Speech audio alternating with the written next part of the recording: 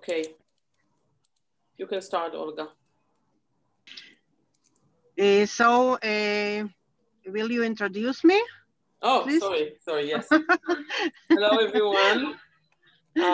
Thank you for joining. I know it's a little bit tough hour, so thank you. I would like to invite Dr. Olga Oldin, Director of the Libraries and Information Systems in Bar-Ilan University, to say a few opening words.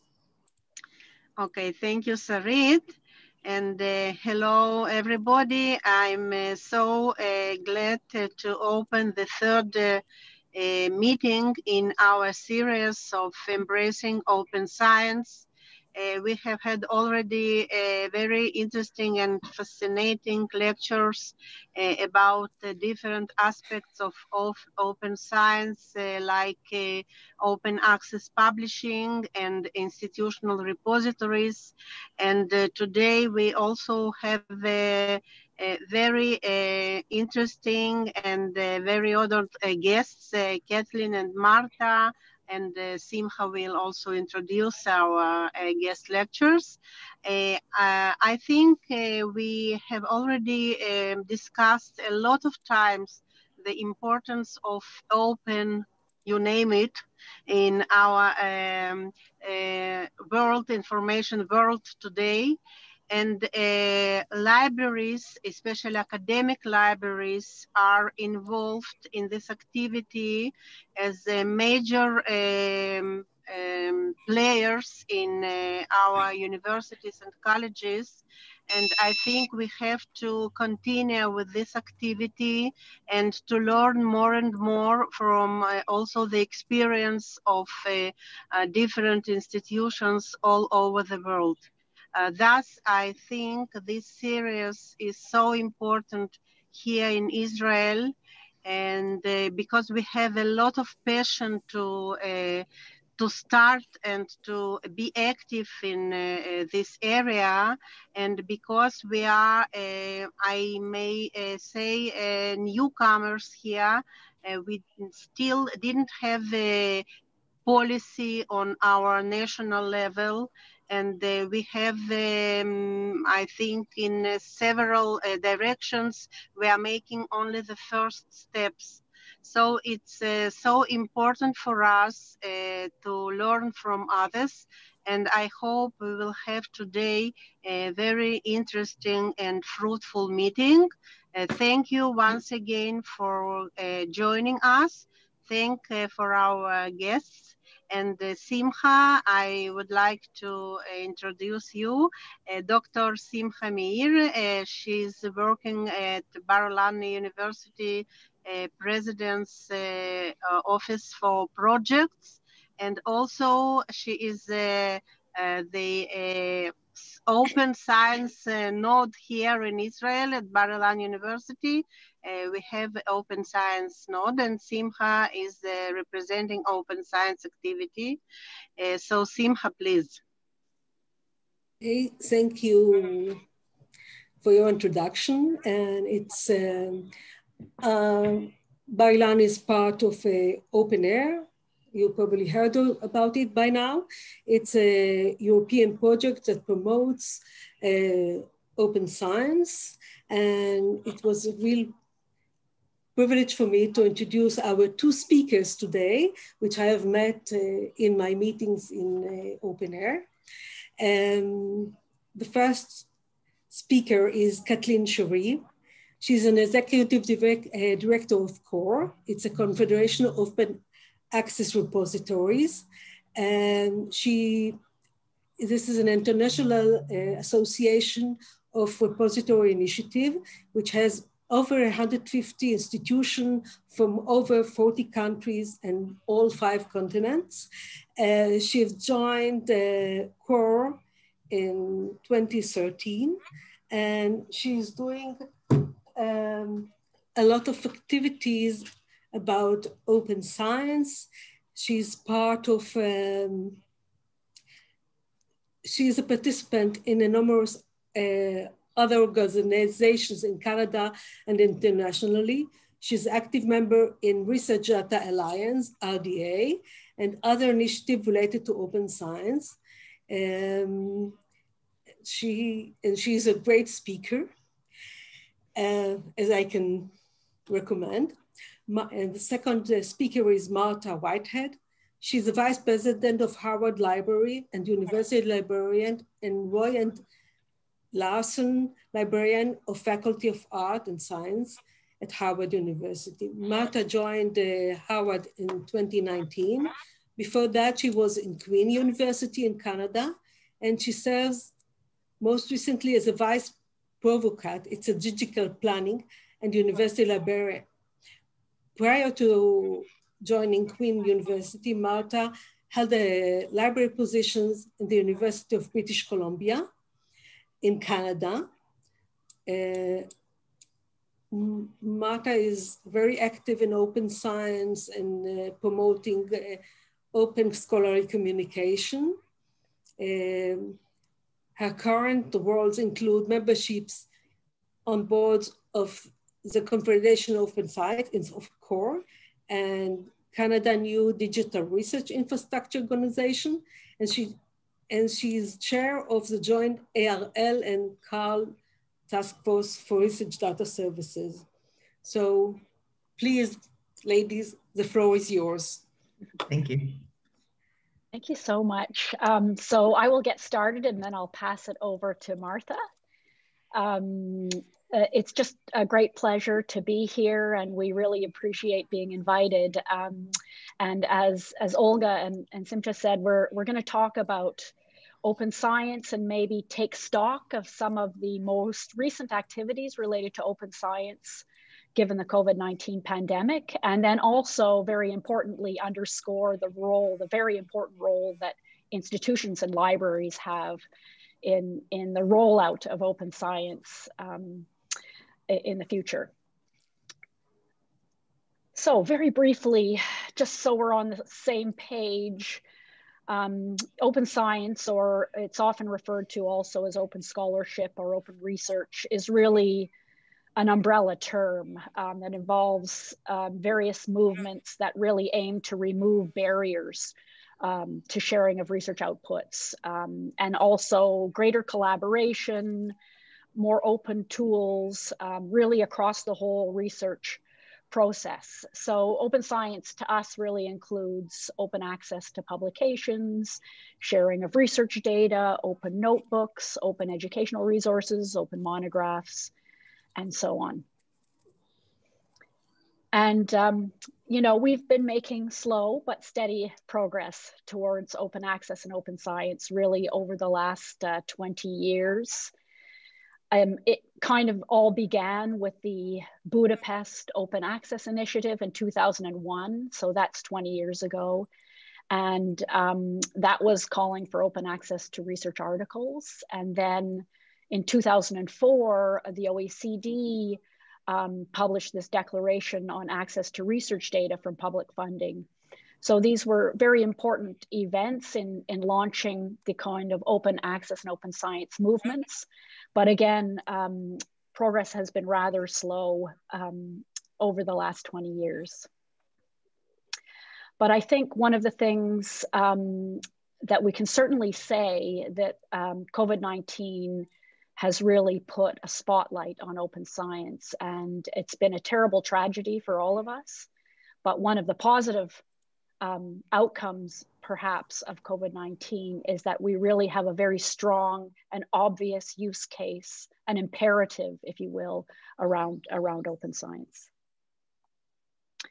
So earlier on in the pandemic, around March 13th and early March, a number of governments actually made a call for open access to COVID-19 publications, and you can see them here.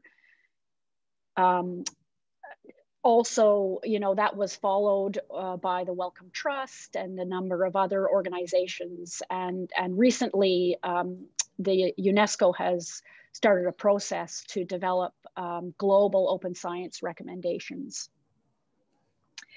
And this call for open access and open sharing of research data was kind of responded to by the publishers. And this is a Google spreadsheet that's maintained by ICALC, which is the International Coalition of Library Consortia, that was tracking publishers and how they were making their content openly available. And you can see here that for a while, a number of publishers decided to open up all of their COVID-19 literature to everyone.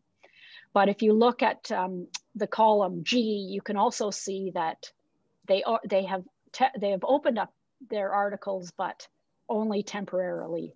And now if you go through that spreadsheet, most of those, the publishers have closed access to those articles again. But that being said, I mean, I think we can see a huge impact of this call for open access. If you look at the peer review literature, there are a lot of, most COVID-19 articles are actually freely available. This was a study that was done looking at the availability of COVID-19 articles in the early part of in the spring of 2020. And they found that 97% of COVID-19 articles are actually freely available.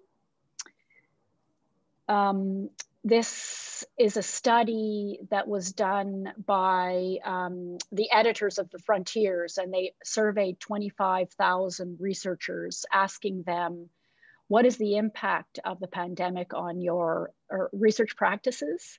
And many of the respondents indicated that they're much more likely to share data, to publish in open access journals, or deposit their work into a preprint server. And so it's really forced researchers to reconsider how they're sharing their research outputs. This is some data from Dimensions database, which is built on paywall data. And they said, this is a blog post from just a few days ago, where they've reported that for the first time, there are more open access articles freely available than subscription-based articles. So I think that's a really very exciting milestone. But Martha and I also wanted to look at open access and the COVID-19 through a number of other lenses. So in our title, we called it, we want to look at the speed, the confidence, and the equity of open access. So why don't we start with speed? So, and I think we've seen a significant change in the speed of sharing of research outputs because of COVID-19. If you look, this is Europe PMC, and you look at the published articles, or the articles related to COVID-19, you can see that about 12% are preprints. And that's a significant increase compared to other types of research. So I did a comparison with breast cancer research, where the percentage of preprints is about 4%. So there's been a huge increase in sharing of preprints related to COVID-19. And this is also true with data sharing. Researchers have generally been very rapidly and openly sharing their research data that's related to COVID-19 research. And you can see this through the GIS-AID database, where they're collecting the viral genomic sequences. And this is a little bit old, the screenshot, but at the time, it was a couple months ago, they had 83,000 genomic sequences related to COVID-19. So this is another study, a cross-sectional study that looked at the differences between how quickly research articles were submitted to journals, and then how long it took them to be published. And it's just an incredible difference. So this, the study compared the speed of publication of COVID-19 articles with, compared that with the MERS virus articles. And the difference was incredible. The median time for publishing COVID-19, for submission to acceptance of an article for COVID-19 research was only 5 days. For the MERS articles, looking back, it was 71 days. So that's just an incredible difference. And then looking at the median time from acceptance to actually posting the publication was just 5 days. And any of you who've published knows that this is very, very unusual. It usually takes months and months and months to get an article published in a journal. So the second aspect we wanted to delve into a little bit more deeply is the reliability. And, you know, I think given the rapid sharing of research outputs, preprints, data, there's also been a conversation going on about how reliable is this if it hasn't, are these research outputs if they haven't been peer reviewed. And so there's some open questions around this, very important questions. As you've probably heard, there have been preprints that have been submitted to preprint servers and then withdrawn based on critiques, public critiques. There's also been a number of retractions of research articles that were published and then later taken, later withdrawn from the publication. But I think it's very important. Retraction Watch is a service that monitors all of these withdrawals and retractions. I think they've done some really good work in terms of comparing COVID-19 retractions with other retractions in other fields. And I think what they've found is that it's too early to tell because most retractions take place on average about 3 or 4 years after publication. And so it's hard to tell whether there have been more retractions based because of the rapid sharing of COVID-19 content. But they also note that because there's so much public scrutiny on these articles, it's actually might be making the scientific literature more rigorous rather than less.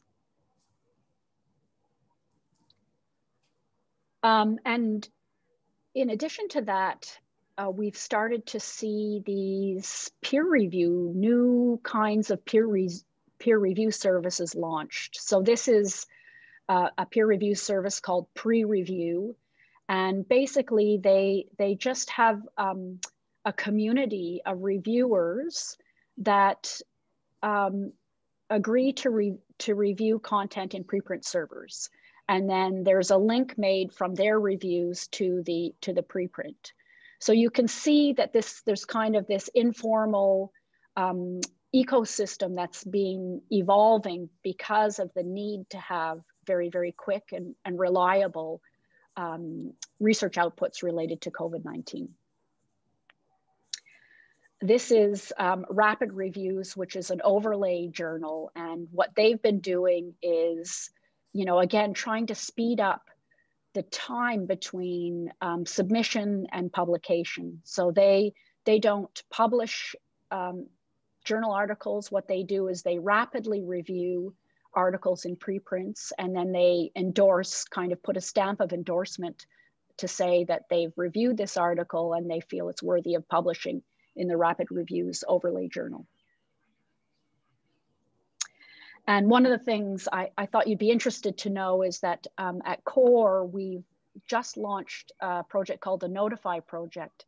And what we're trying to do with this project is create a standardized way to be able to link those review services with preprint servers and content in other types of repositories, so that rather than just a one-to-one relationship between an overlay journal or a review service and one preprint, we want to be able to create those connections across all types of services and allow all repositories to be able to participate in those kind of peer reviews.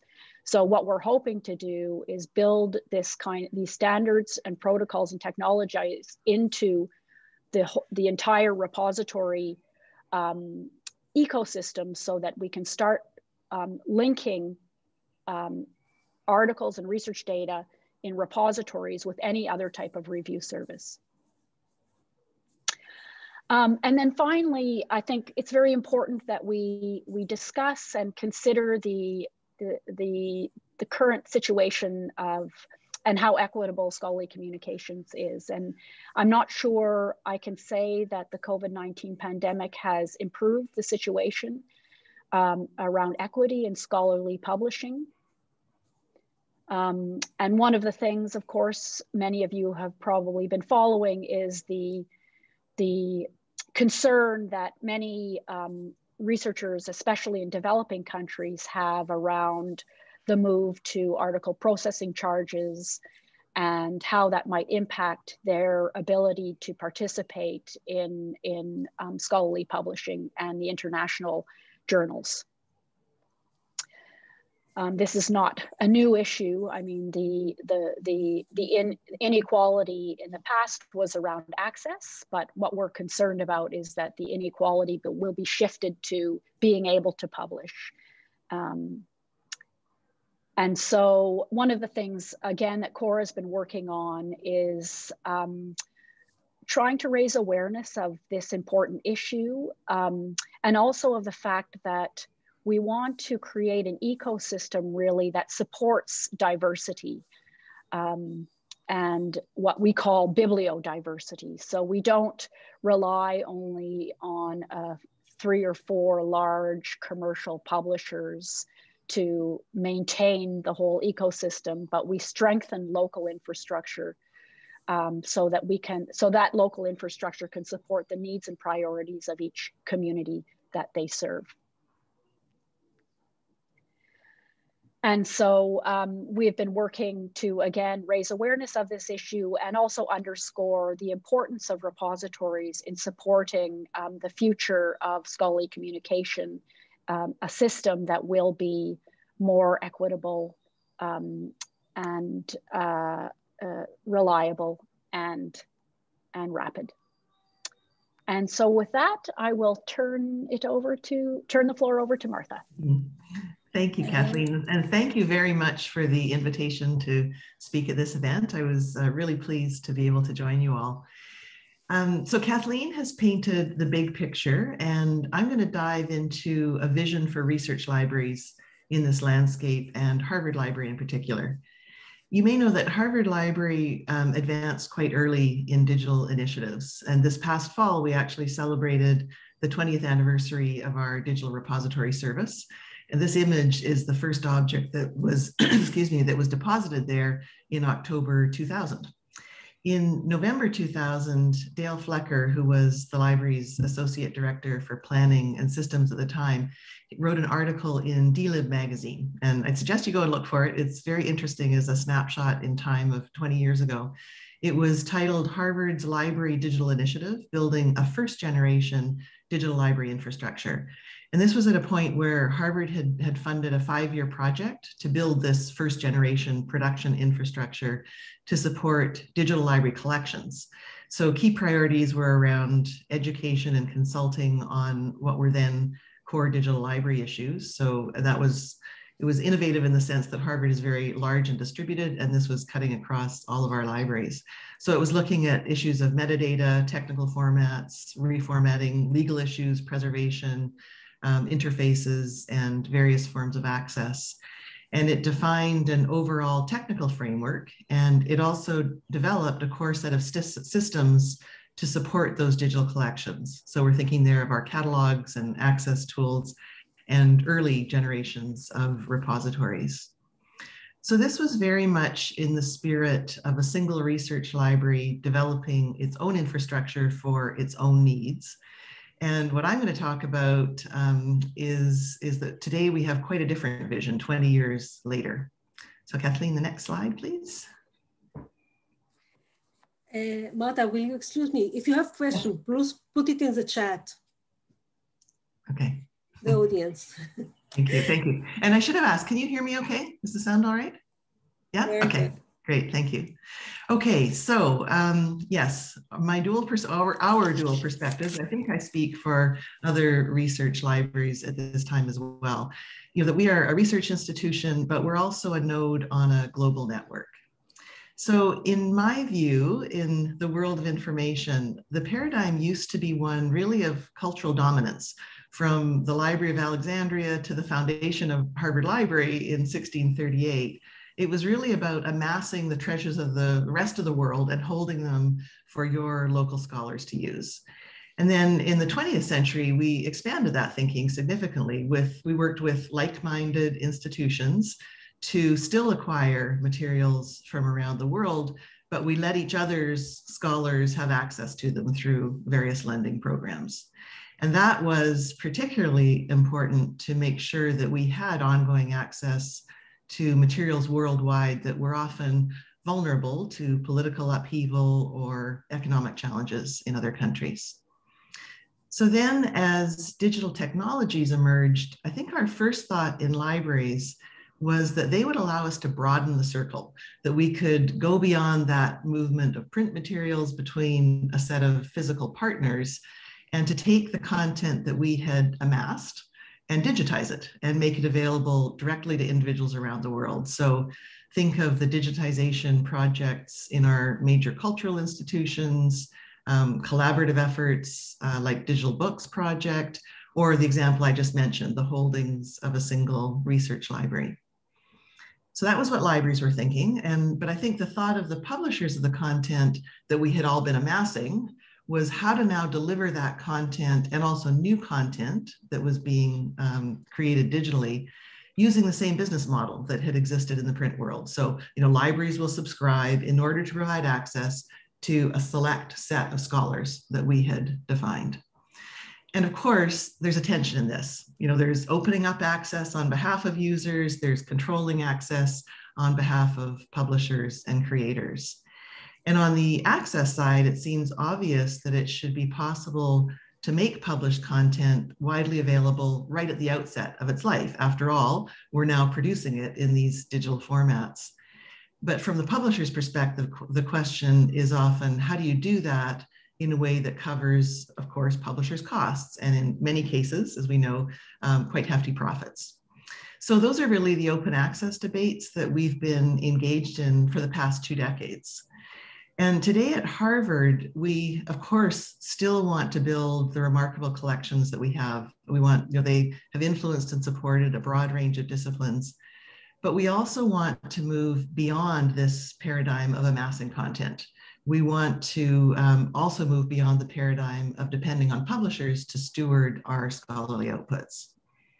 So really, I think what we want is to support a global infrastructure that enables local communities to produce information, whether those local communities are right in the Harvard region or in Israel or other parts of the world. So enable those local communities to do that production of information, to retain control of it and ownership over that information, and to share it with the world. So I think that's quite a shift in thinking over the course of 20 years. The focus now is that we really want to be a node on a global network. So Kathleen, the next slide, please. So advancing open knowledge, here we are 20 years later, and in November of 2020, we published, at Harvard Library, we published Advancing Open Knowledge, and this is a discussion of Harvard Library's strategic directions. There's a link to it there, and I'd love for you to go and look at it. It's not really a manifesto, it's not a precise roadmap, but what we tried to do was give a sort of high-level blueprint of what and who we aspire to be, not only for the Harvard community, but for the world at large. And in the context of this presentation, I just thought it was worth noting that we intentionally went beyond the terms open access and open science. In our context, those are sometimes interpreted quite narrowly. Instead, we wanted to use the term knowledge, and we took inspiration from the broad definition of science that we found, that of course open science embraces and encompassing all disciplines. But I just really like the sound of this, the state of knowing, knowledge as distinguished from ignorance or misunderstanding. And that seemed particularly important in this current day and age. So essentially, this document sees, we describe a number of issues in our information landscape here at Harvard and in the world at large. And I can summarize it by saying we're really concerned that the information globe is still dominated by the wealthiest nations. Kathleen had alluded to that earlier, that trustworthy information can be hard to find, and that has felt true in our political climate, and it can be gone tomorrow. So preservation is a really important issue. And we also are very painfully aware that these issues have disproportionately harmful effects for some groups, depending on factors like race or ethnicity, economics, technical limitations, and disabilities. So Kathleen, the next slide, please. So our strategic directions were developed on a foundation of values that we articulated in late 2019 and early 2020. And it's because when I arrived at Harvard in June of 2019, it was very clear that we're very well known for our legacy. So, we're almost 400 years old. We're known as the largest academic library in the world. But those attributes sounded somewhat static, I think, compared to the dynamic work that I saw underway. So we had people across the library system engage in thinking about what really drives us. And we developed this set of values that I think better represents our active role in learning and research. So, we embrace diverse perspectives, we champion access, aim for the extraordinary, seek collaboration, and lead with curiosity. Next slide, Kathleen. Thank you. So diving into one of those values, the value of embracing diverse perspectives, we're very aware that in many ways, our institution has really been a bastion of white privilege. And of course, for many years, Harvard has been focused on addressing that. We're focused on equity, diversity, and inclusion. And the racial justice movement of 2020, only served to highlight the need for us to be even more deliberate about that. So this image on the right is from a web resource that we're just about to launch, and it highlights topics on anti-Black racism.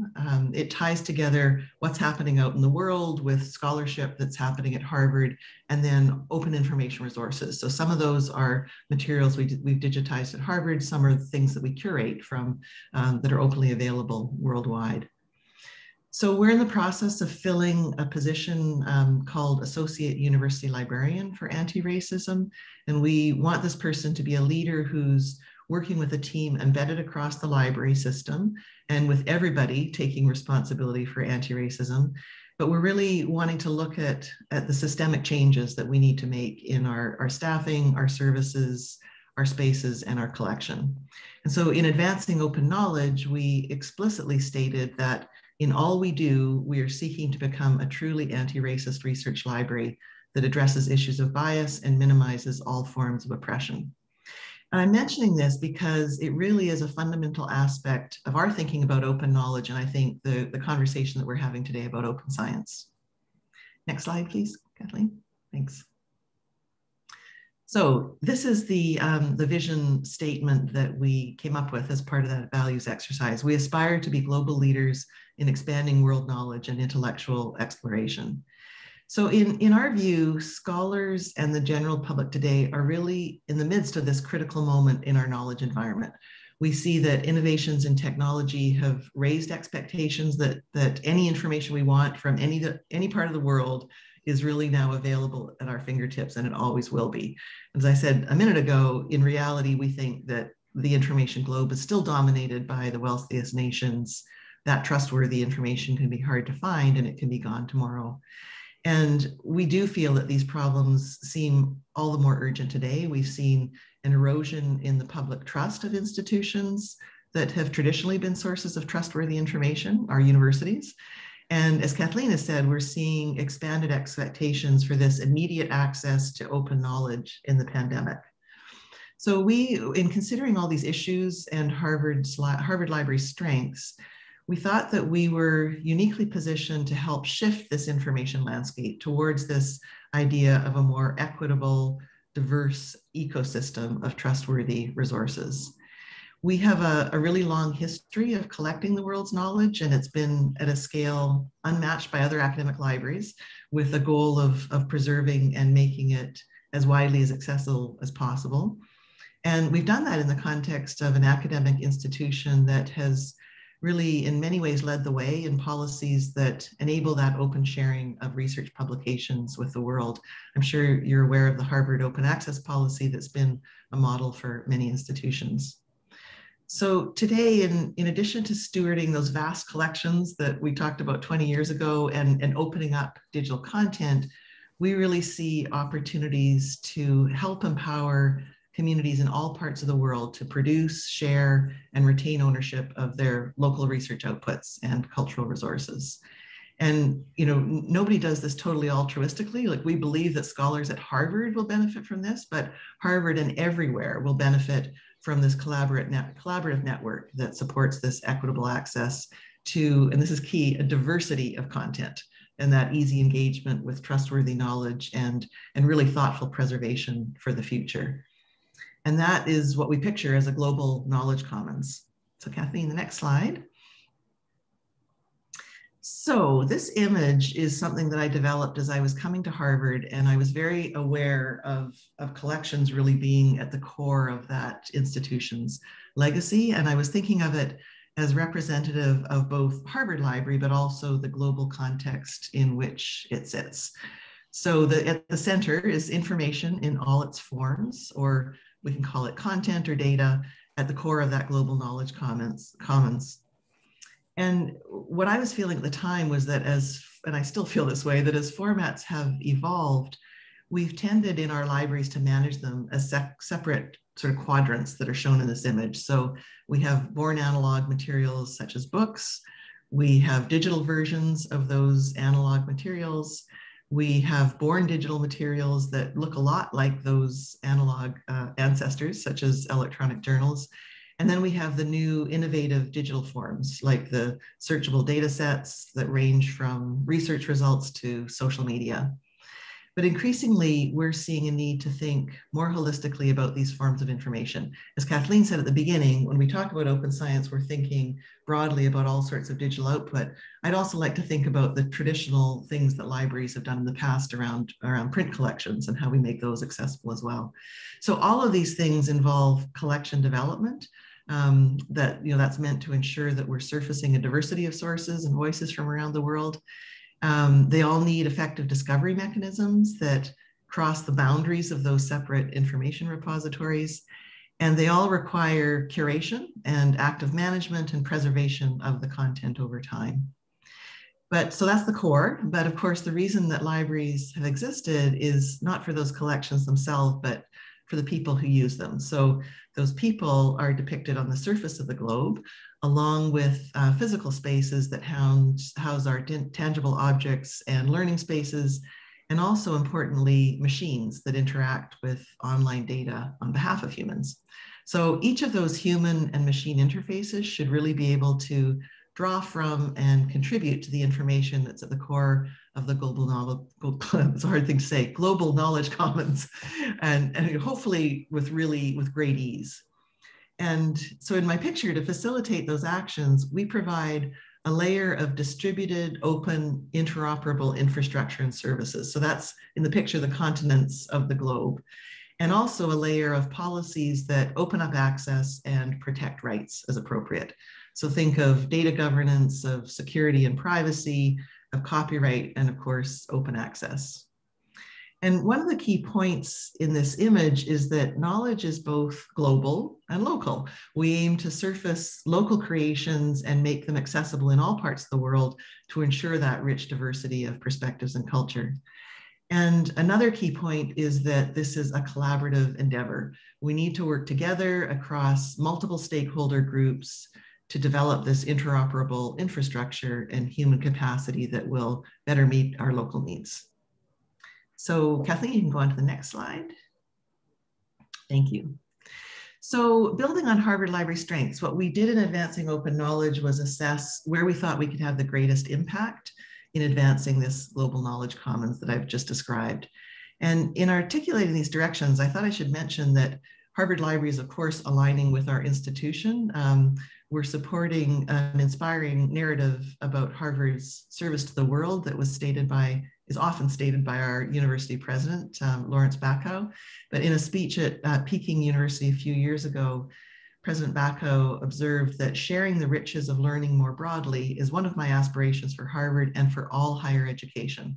Our excellence can and should help to make the world better for individuals who may never set foot on our campuses. Our institutions have a responsibility to contribute positively to our own societies and to the national good, as well as the world at large. So we felt that Harvard Library stands out in several areas that address the particular issues and gaps in the landscape that I mentioned. So we're focusing on diversifying and expanding access to knowledge, enhancing discovery and engagement, and preserving for the future. So you can go on to the next slide, Kathleen. So I'm only going to focus on that first goal, diversify and expand access to knowledge. And as I said earlier, one of Harvard Library's defining strengths really has been our collections. They're vast. We are, as we've said, the world's largest academic research library, but more importantly, they reflect that global reach and the depth of really the university's quite remarkable academic programs, and of course, our history. And they, they're the result of centuries of international collecting. They include really valuable ephemeral materials, and they span a really broad range of specializations. So thinking of that past, we know that going forward, a key priority will be really making sure that those collections are not only diverse in the sense of global breadth, but also in the voices and perspectives that are represented. And that means in the digital realm that we plan to advance innovations that really enable equitable opportunities for that diversity of voices to be shared and heard from and in all parts of the world. So one of the things I've highlighted here is this statement that we believe that not all countries are as well represented in the published record as they could be, and greater effort must be made to bring prominence to their full range of global scholarship. And we wanted to call out this particular concern about publisher oligopolies and models that rely on article processing charges. They include authors and institutions, or they exclude authors and institutions who can't afford those charges, and the burden falls really disproportionately on the global south and less affluent institutions in the global north. So for us, building on that experience I mentioned of managing some of the earliest research repositories, we want to advance a new model of distributed repository network and publishing services that exemplify this collaborative, equitable approach to scholarly communications. And that this includes research data as well as open access publications, the full range of digital outputs that we want access to. And it also includes really taking our staff expertise that we've developed over years in policy matters that are at the heart of equitable open access, such as copyright and data governance and institutional open access policies, and share that expertise globally as well as on our own campus. So you can go to the next slide. So as part of this, one of our enabling goals, you won't actually see this in the Advancing Open Knowledge document, but it's in our more detailed internal goals. One of our enabling goals is to modernize our digital infrastructure. So I mentioned, 20 years ago, we were leading in this area, and we know that there's many institutions who have leapt forward in new ways. We need to think now about the next step that we want to make in this landscape. And a key element of that is going to be to simplify and advance the systems that we use to preserve, manage, and access our library digital assets. So currently, our data, it feels like our data is locked away in these separate silos that you see here, and they're only really loosely connected by kind of a rickety walkway that goes along the top of those silos. So there's the digital repository service I mentioned. There's our institutional repository for research publications. We have a geospatial repository, and we have a research data repository. And that's just naming a few of those silos that we want to connect. So, the data and the content environments are too disconnected from each other, and they're also disconnected from the working environments of our faculty, our students, and our staff. So what we want to do is move beyond those silos and really develop a repository infrastructure that facilitates this interoperability between these different kinds of data, that it's based on open standards and open infrastructure, and that's incredibly important. Like, we are only going to be a node on the network, and we want to be communicating outwards with others. And we want to make it this data accessible to both humans and machines. We are thinking of machine readable, content as, collections as content as data. And really importantly, we don't want to invent this or build this alone. This is all about collaboration. So next slide, Kathleen. So that focus on the next generation of systems that we want to preserve, manage, and access library digital assets is really one essential aspect of this key objective that we have to advance equitable, sustainable models for research dissemination and open knowledge. And often research libraries focus on a current system, the current systems of scholarly communications, getting better license terms for journal subscriptions. And of course, that's important. But what we want to focus on is something transformative. We want a focus on new models that truly leverage digital opportunities and address the systemic issues that Kathleen has outlined. So we still see a role for commercial scholarly communication services. We just want them to adhere to a set of good practice principles, and CORE and SPARC developed a great set of principles that make sure that those services are open, transparent, and that they support the aims of scholarship. So as we're looking at the new systems that we are trying to put in place, we're thinking about good governance, open standards, fair data collection, transparent pricing and contracts, the ease of migration in the future to other systems, and the openness of the content. So here's a couple of examples. On the left is the image, is an image from DASH. This is our digital access to scholarly resources at Harvard. It's the place where Harvard researchers deposit their publications, and they're openly available to the world. And on the right is Dataverse. This is, as you may know, an open source web application that was developed at Harvard to share, preserve, cite, explore, and analyze research data. One of our current priorities is to work on connections between these platforms. So just really to think more holistically about how researchers share information and how they interact with other people's research outputs. Next slide, Kathleen. So another key aspect of this, as well as thinking about those repositories, is thinking about a variety of other models of how we disseminate information. So overlay journals is a nice example of this. And Kathleen mentioned earlier the Rapid Reviews overlay journal.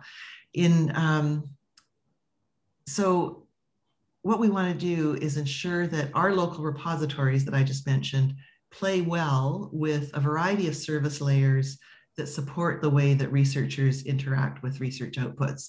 And that could be at the level of individual articles, a playlist that you create, or it could be in the sort of traditional cluster of the journal, which is really well appreciated by many disciplines. So an example of this overlay journal concept has been really promoted by Sir Timothy Gowers, who is, as you probably know, a very prominent mathematician. And the model is very lightweight. It's a very inexpensive approach to creating that rapid, reliable, equitable form of access that we're advocating. So essentially, an academic editorial board forms itself, and they curate content that starts its life in a repository and remains in that repository for its life. So the repository is both the beginning and the preservation realm for that article. And they use journal software that manages all aspects of the curation process, including the peer review process. And then the editorial board works in partnership with a willing library. And that library agrees to cover the costs of the overlay journal software and provides advice on matters such as open access policies, DOI assignment, and indexing. And these are generally services that libraries feel confident in providing as part of their now growing suite of scholarly communication services. And the subscription to the journal software is generally inexpensive, and we're interested in seeing what sort of open source options we can develop robustly in that environment. And the cash contribution for the library to do this is really around the cost of a single article processing charge. So for the cost of what we would support a faculty member publishing a single article, we can support this, this full journal. And Timothy Gowers used this model for 2 journals that he himself launched. Discrete Analysis was in collaboration with Cambridge University, and Advances in Combinatorics was a partnership with Queen's University in Canada.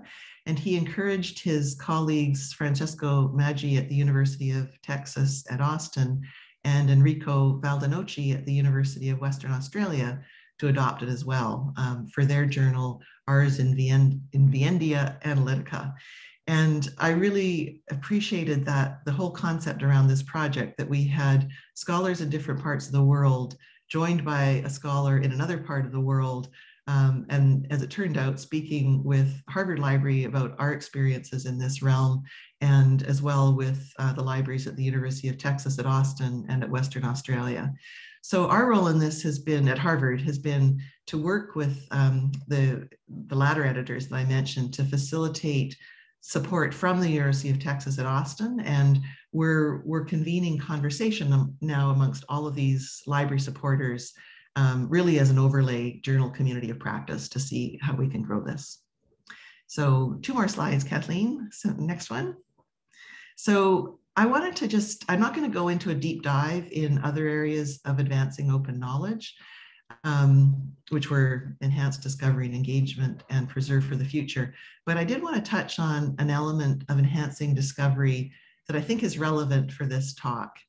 It's that we should be thinking about this realm of open, all of this in this realm of open science, this bigger context that we operate in, as we think about our local discovery systems. So often in research libraries, we're sort of thinking about what we're doing at home. But at home, what we're seeing is that we've got this sort of vast, diverse, and sometimes confusing array of information resources. This is Harvard anyway.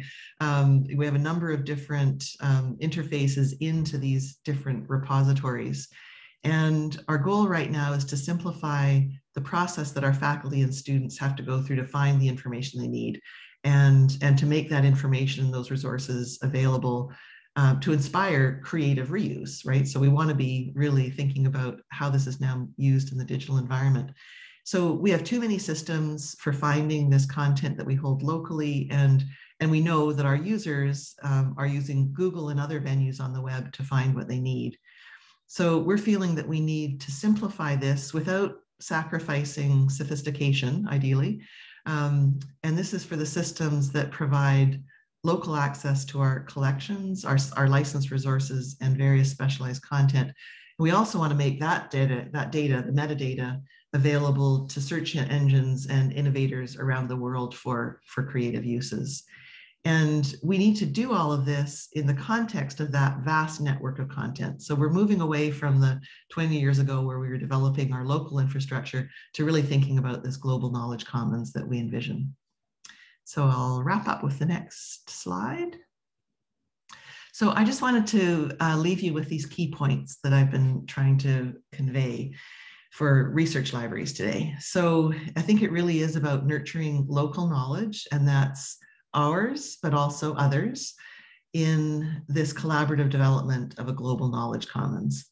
So, on one level, we're enabling our local students, faculty and staff, which of course is who we're meant to serve. We're enabling them with the skills and resources that they need to produce, share, and access information now and in the future.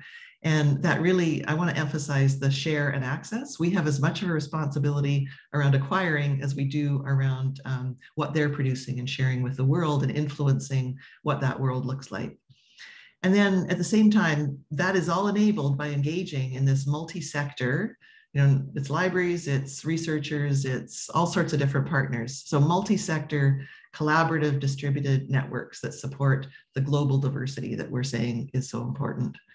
And I do want to reemphasize this idea of data in all its forms at the core of our library business. And that means to me that the policies, the infrastructure, and the services that surround it are really our core responsibility. So it's our responsibility to be engaged in the kind of conversations that Kathleen and others are leading at an international level. And as the title of our talk says, we want an ecosystem that supports rapid, reliable, equitable access to information. So I'm going to pass it back to Kathleen to wrap us up with, again, we're going to pull back out and think in terms of the big picture.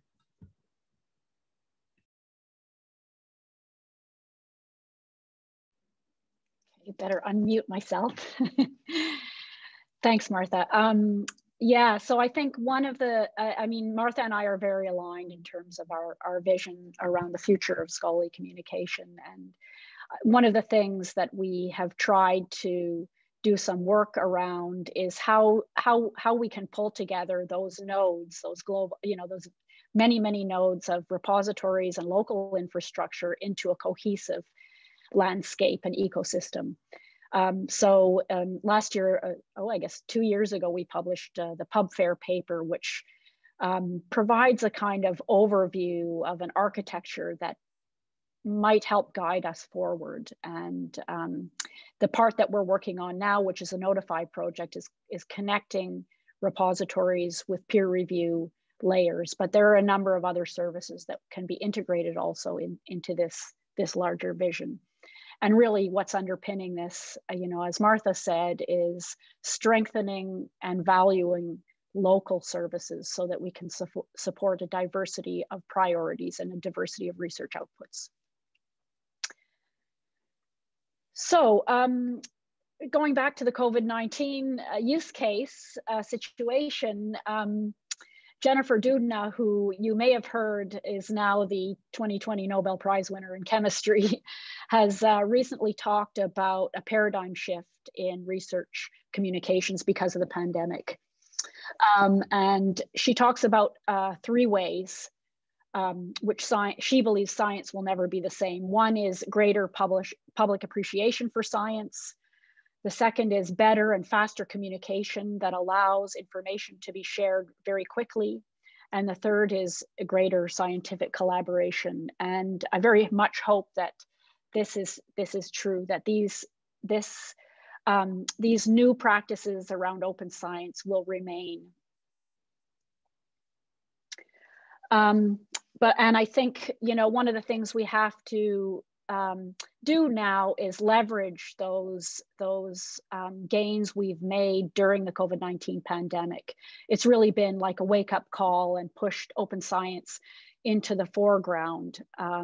But there's a risk that we will just go back to business as usual once the pandemic is over. Robert Jan Smith, who's the former Director of Research and Innovation at the European Commission, and one of the Plan S architects says, you know, let's turn this abnormal situation in which COVID-19 relevant papers and data are shared widely into the normal situation. And Vincent Lariviere, who's a researcher here in Montreal, says, how now can we justify not making research on cancer, cardiovascular disease, and other types of research freely accessible? We know we can do it. So in conclusion, like, let's not go back to business as usual. Let's build on the gains we've made through the COVID-19 pandemic. There are just too many other important problems to solve and too much innovation to come. So thank you very much for having us.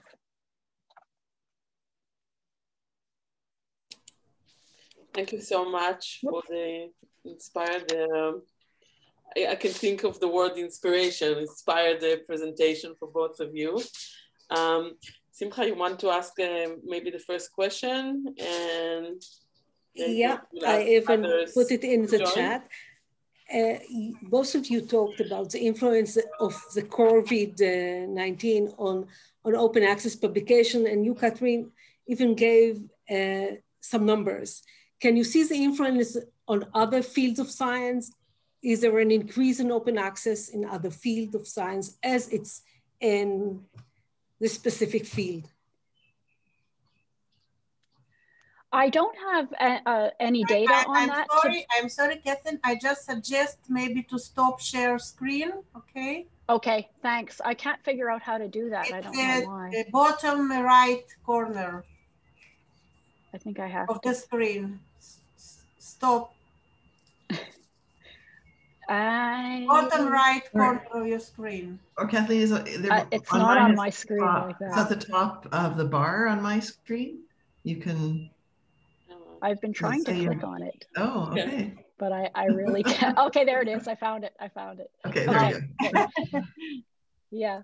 No, I haven't looked into the data related to how this has impacted other fields, Simcha, but I mean, there's so much research now that's going into COVID-19 that many researchers have turned their attention to looking at the issues around COVID-19. So I think we'll only really be able to tell when we look back maybe from a year from now to see whether there's been that kind of influence. Certainly at the policy level, I think open science is much more on the radar with governments and funders, and hopefully that will trickle down again to policies and requirements that impact other fields of research.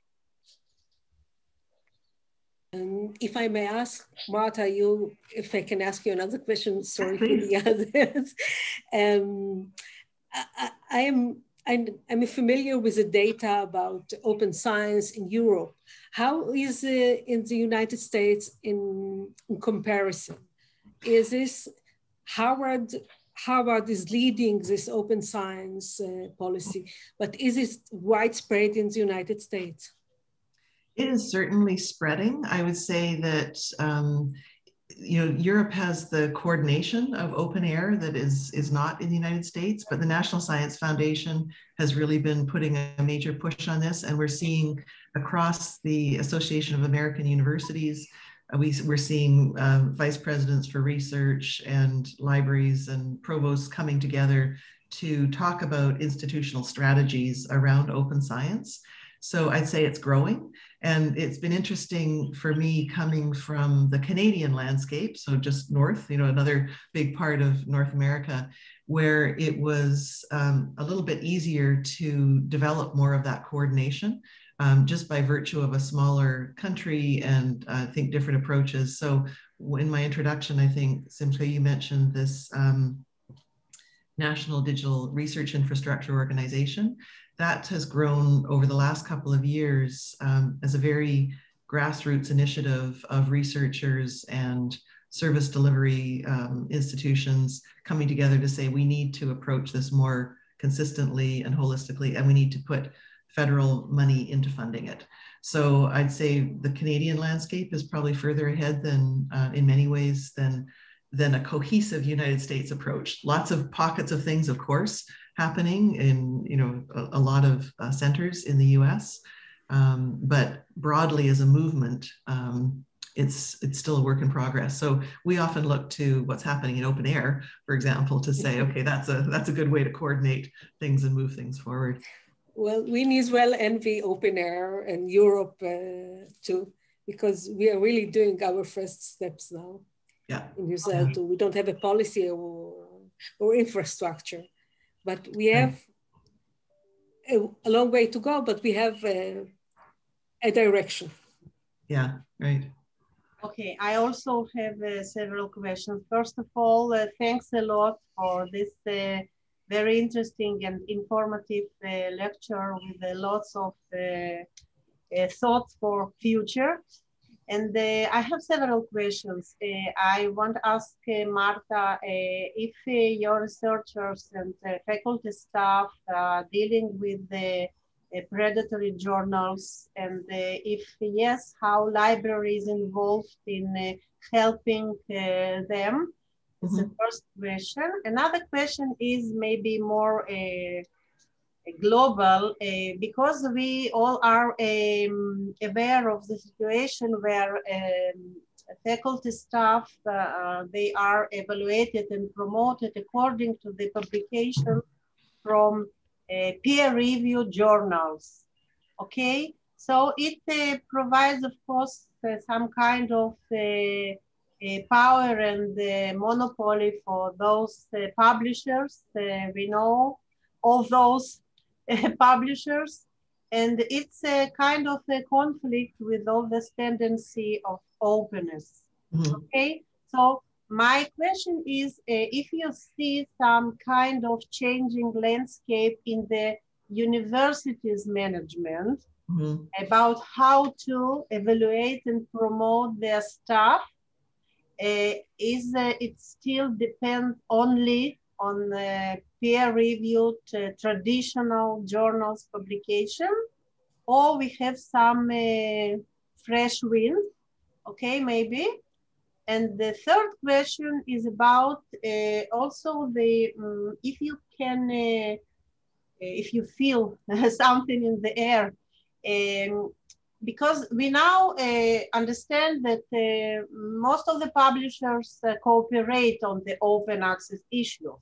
But how do they cooperate? They just want more payment in order to provide the open access opportunity.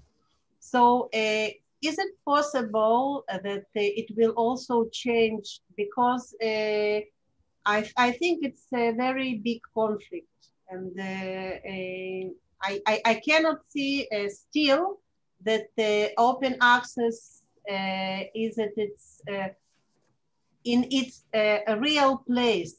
Okay, so okay, those three questions. Sure. Yeah, thank you. Okay, I have another question that is really related to Olga's question. So maybe I will ask it, and you can answer everything at once. I wanted to ask because I saw your presentation and about what happened with the publishers at the beginning of the epidemic, when everyone opened the access, and we of course got the information as well in Israel. And my question is, do you see as a result of what happened with COVID a shift in the power between academic institution to publisher? Do we have now more power? It's the same in terms of our ability to negotiate and so on. Right. Okay, thank you. So Kathleen, can you think about that third question while I'm answering the first two? Because I'm going to turn it to you to chime in on that one as well about publishers' cooperation and sort of where we are with relations with academic libraries. But starting with the predatory journal question, yes, so that is something that we try to make ourselves available to help with. And it's just through we have an office for scholarly communication. Those people are well-versed in being able to work with faculty to identify what the issues are and basically, kind of flag that this is a predatory journal and here's your other options. So I don't have any specific guides to point you to, but there's been a lot of work done in various universities, I think, and in Canada as well, just to try and answer those questions. Is that what you were? I'm not sure if I've answered it well enough. I don't have the magic bullet for how to prevent it, but just is that okay, Olga? Okay. Yeah, okay, thank you. Okay. And then the tenure process, this is fundamental, of course, and it's what we always bring up as our biggest barrier to advancing change in this landscape. So in my own professional practice, one of the most important things has been, of course, working closely with researchers to understand where they're publishing, why they're publishing there, and to raise awareness of the issues. And it's often very effective in raising awareness of the issues in an engagement. And then you hit a wall where, it's like, okay, I understand, but I still need to publish in this journal. So at the moment, my feeling about that is, that's okay. We understand this, but think about developing new options. And so somebody like Timothy Gowers, he did that. He said, here's a new option. He was in the enviable position of being a very well-established researcher, able to do that. So I think we look to those individuals who have really strong credibility in their fields to be saying, there are other things that we could be doing to approach this. And I see it as a very long change over time. It's not an overnight thing. And we will never say to a researcher, no, you shouldn't publish in Nature, because of course that's currently where they'll need to be publishing. But it's just, at this point, to me, it's about opening up those other opportunities. And in terms of whether, the systems themselves, the peer or the promotion and tenure systems are changing, I see advances in this, and I've been involved with groups who are setting up, sort of defining what the research metrics should be around approving research funding, and thinking about what those guidelines are for promotion and tenure. And there's certainly more discussions of it. There's more of an awareness of the flaws in the traditional metrics. There's more of an awareness of the fact that those metrics are controlled by the very publishers who want you to publish in their journals. So I think we're seeing a bit of a sea change in the landscape.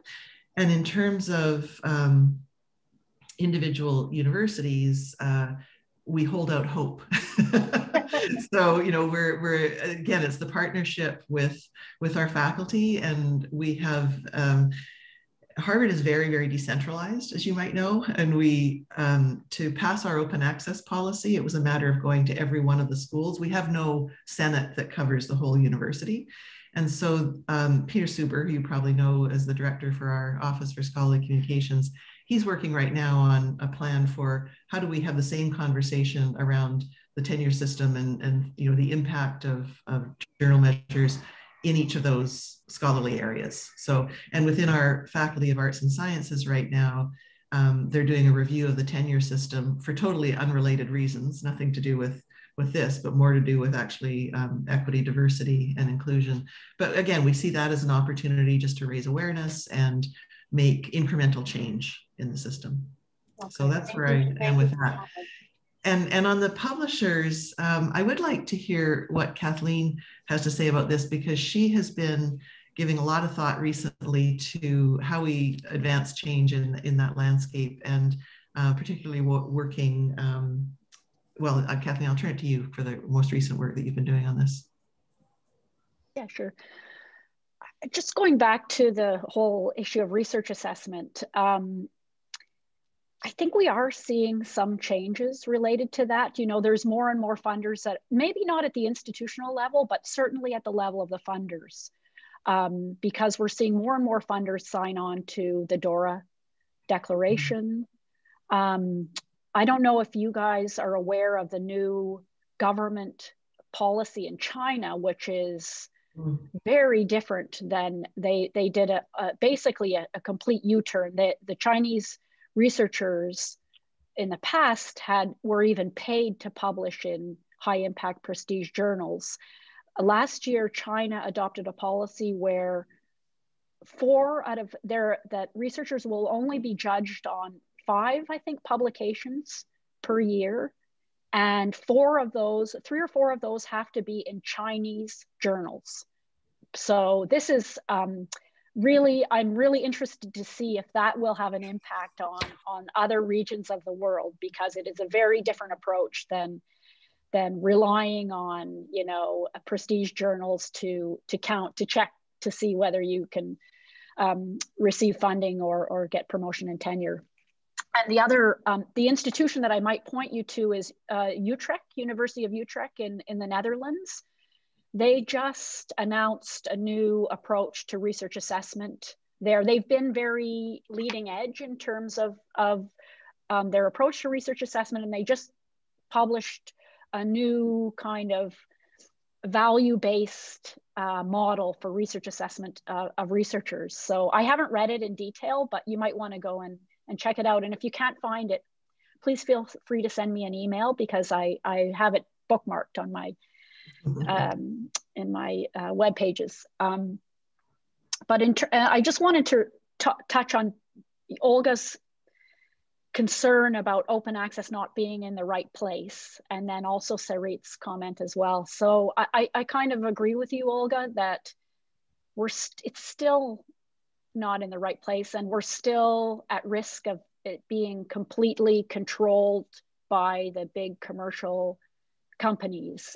We're at really a point now where it could go in that direction, or it could go in the direction where we're hoping that it goes to, local infrastructure.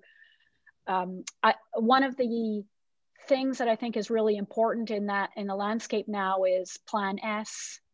And although I think Plan S has too much of an emphasis on transformational agreements, They've recently added a rights retention strategy. They've strengthened the road for repositories. And so I think it's kind of, in a way, the best horse in town.